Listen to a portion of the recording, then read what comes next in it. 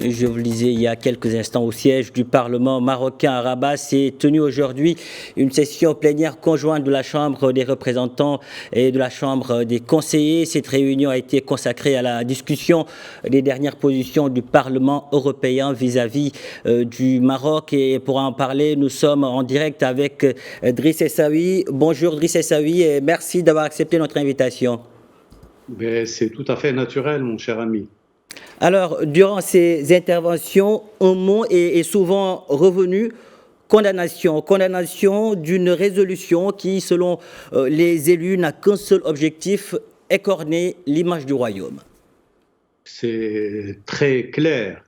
Les parlementaires ne pouvaient que condamner justement cette attitude tout à fait injuste, tout à fait condamnable vis-à-vis d'un royaume qui s'appelle le royaume du Maroc, qui a à son actif 13 siècles d'existence et qui a aussi à son actif un certain nombre d'institutions d'une grande importance, particulièrement dans le domaine des droits, dans le domaine des droits de l'homme, dans le domaine des libertés individuelles et collectives.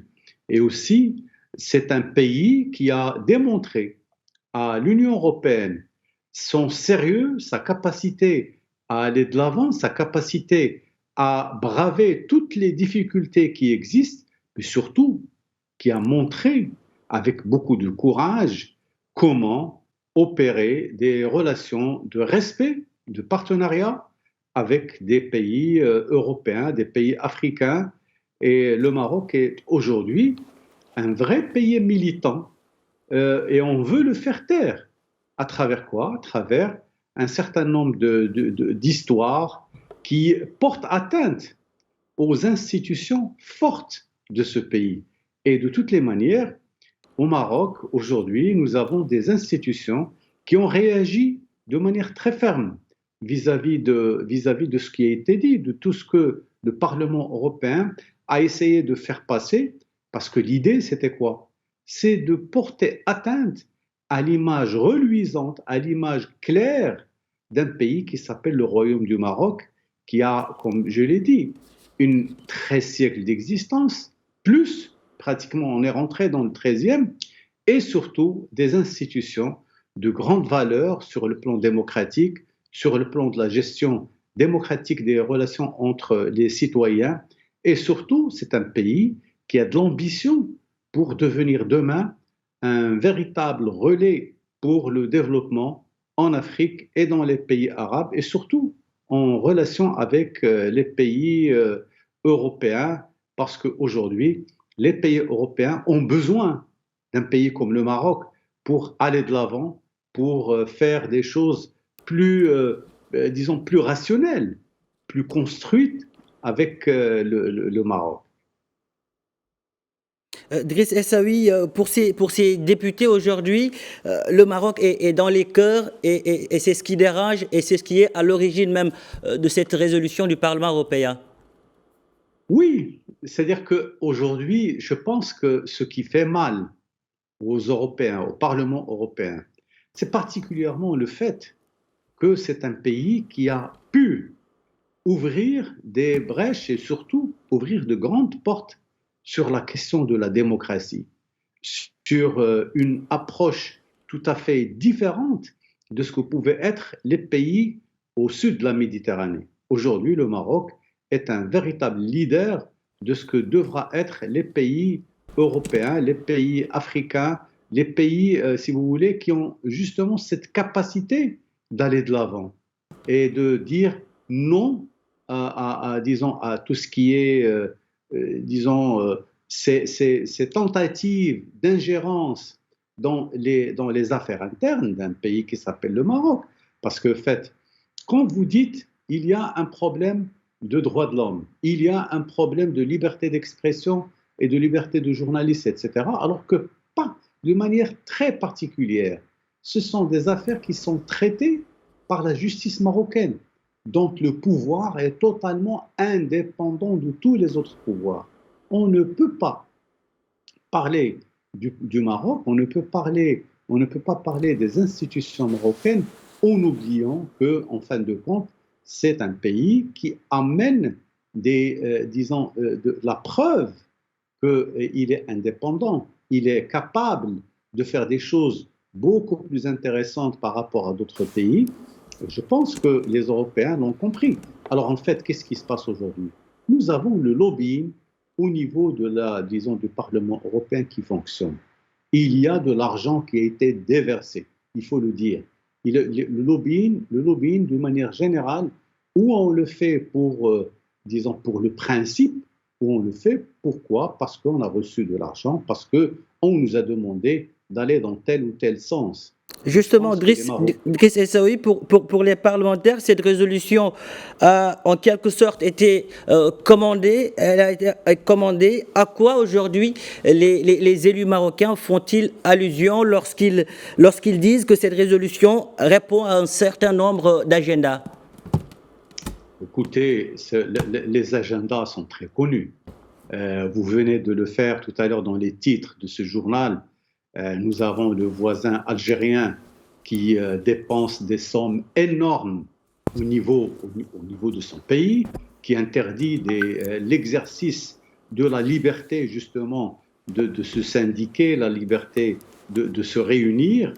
Et vous avez donc tout ce travail, tout ce lobbying, parce qu'en fait, les Algériens sont aujourd'hui liés à un certain nombre de pays qui ont des intérêts contre les intérêts marocains. Et ils sont en train de les servir. Alors, comment voulez-vous que l'on puisse continuer à nous taire? Comment voulez-vous? Mais je pense que cette réunion conjointe... Quelque chose d'historique qui va être inscrit, disons, en des lettres indélébiles dans la mémoire collective de tous les Maghrébins, de tous les pays de la Méditerranée, pour dire, attention, le Maroc est un pays qu'on ne peut pas toucher impunément. On ne peut pas venir faire de l'immixtion dans ses affaires et se dire, ça y est, on a terminé, il est à terre. Non, le Maroc ne sera jamais à terre. De toutes les manières, quand on regarde l'histoire, on comprend que les forces marocaines et surtout les citoyens marocains ont toujours défendu leur indépendance. Ils n'accepteront jamais que leur indépendance soit justement sacrifiée par des parlementaires comme ceux-là. Et je pense que ça va être une grande difficulté pour les parlementaires européens parce qu'en fait, quand il y a une résolution de ce genre, qu'est-ce qu'il y a? C'est comme si quelqu'un, on venait le condamner avec une décision juridique. On va lui dire, ah, il y a un Parlement européen qui a fait une résolution contre le Maroc. Mais personne ne le prendra en charge de toutes les manières. Aujourd'hui, les deux chambres du Parlement marocain ont fait une déclaration officielle avec la décision de revoir ses relations avec le Parlement européen.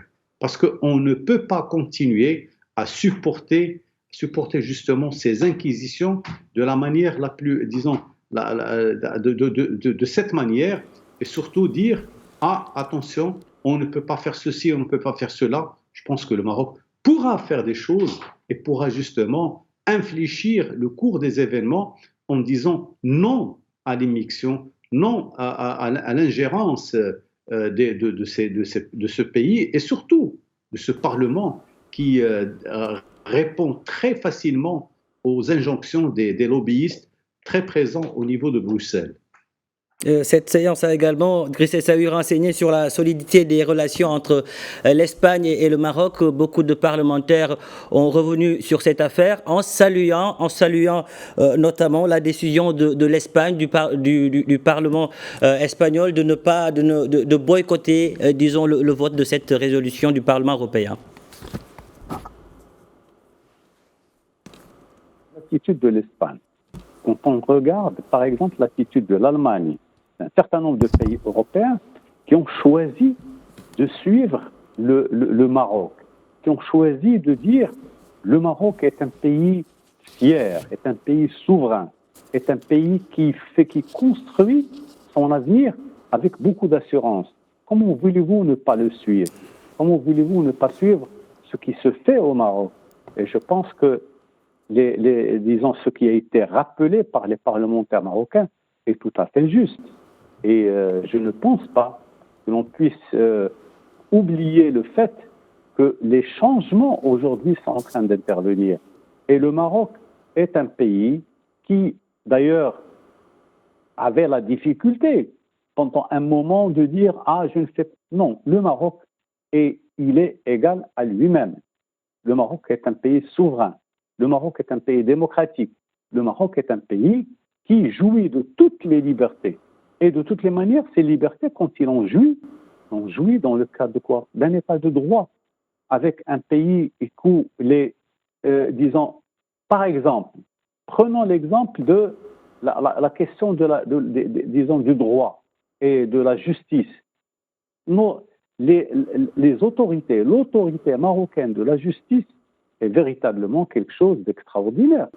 Parce qu'effectivement, nous sommes en face d'une situation où, au Maroc, on ne peut pas parler, disons, de ce qui se fait au niveau du Parlement en oubliant que ce pays a beaucoup de choses à dire, a beaucoup de choses à donner pour la rive sud de la Méditerranée, pour les pays africains, pour les pays arabes. Et c'est véritablement, le porte-étendard de toute indépendance qui va être revendiquée très très bientôt par tous ces pays-là. Idriss El Saoui, merci pour toutes ces précisions. Je rappelle que vous êtes analyste politique. Merci.